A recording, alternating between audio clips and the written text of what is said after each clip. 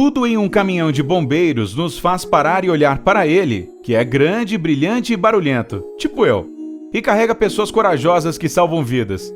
Mas você já parou para pensar por que esse veículo é vermelho? A resposta não é 100% certa, mas existem algumas teorias a esse respeito. A teoria do voluntário. Os primeiros corpos de bombeiros dos anos 1800 eram formados por voluntários.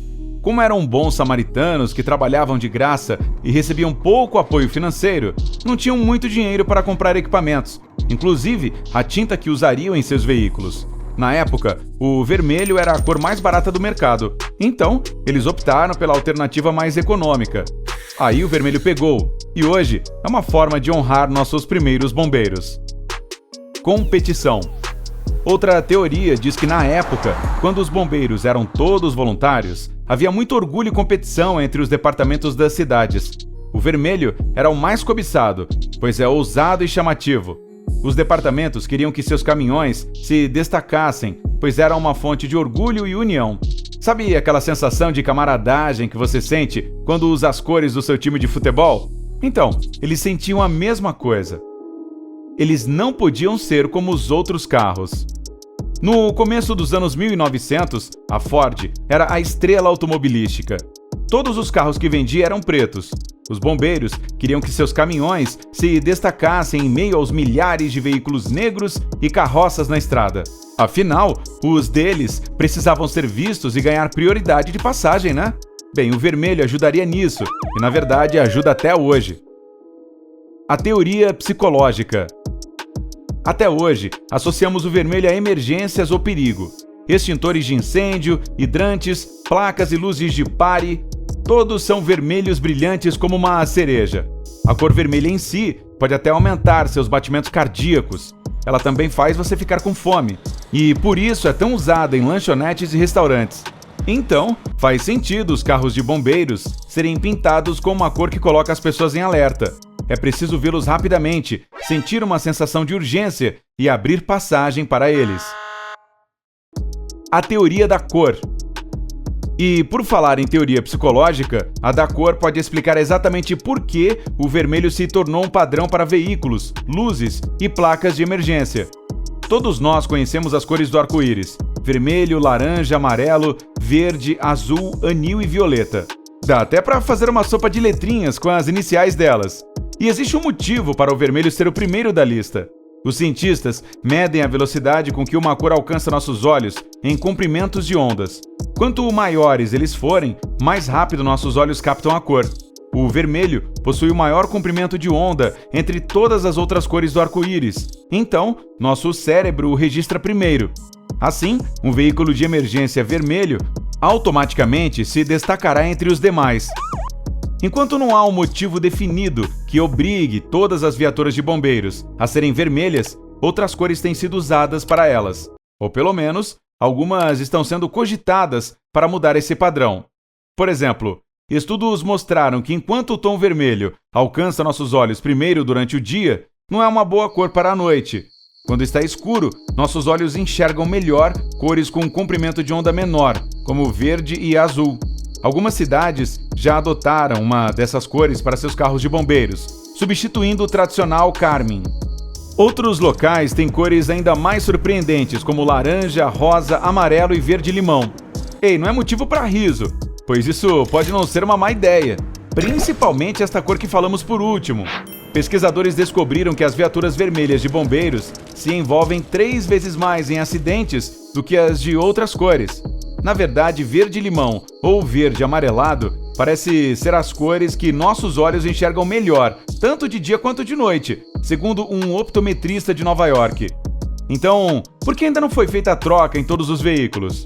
Talvez pelas associações psicológicas com o vermelho, ou quem sabe, pela tradição que guardamos lá no fundo de nossos corações. O que você acha? Deveríamos mudar a cor dos nossos caminhões de bombeiros? Ou é melhor mantê-los como é hoje?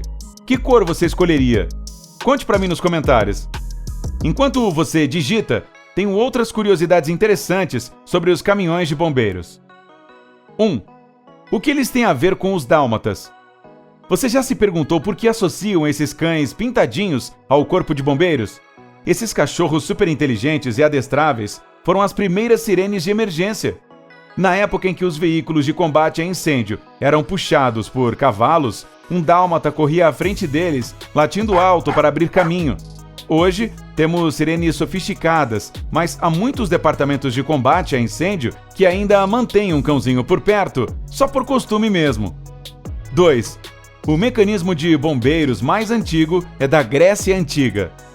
Era só uma bomba enorme dentro de um sistema de aqueduto que lançava água, mas o conceito foi desenvolvido na Grécia Antiga. Levou cerca de 1.700 anos para ele surgir na Europa, onde evoluiu para uma bomba de combate a incêndio puxada por cavalos.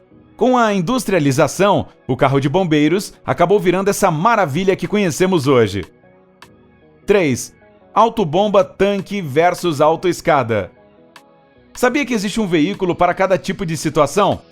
O autobomba tanque é um deles e carrega mangueiras e diversos equipamentos de salvamento.